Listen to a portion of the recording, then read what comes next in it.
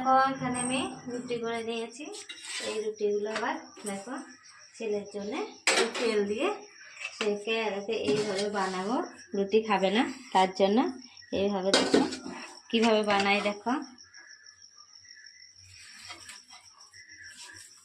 এটাকে তেল দিয়ে দু পিঠ ভেজে নেবো। প্রথমে এই পিঠটাতেও তেল দিয়ে দেবো। এগুলো প্রথমে দেখো আমি রুটি বানিয়েছিলাম, কিন্তু রুটি খাবে না সেই জন্যে আবার তেল দিয়ে কিভাবে খাবে দেখো রুটিটা। এই তেল দিয়ে দু পিঠ ভেজে নিচ্ছি। দেখো এই যে এই পিঠটা হালকা এই দেখো ভাজা হয়ে গেছে।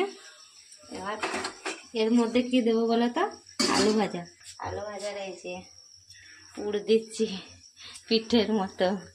আলু ভাজার পুর দিয়ে তারপরে এটা উল্টে দেবো। দেখো এই যে দু ভাঁজ করে দেবো একদম।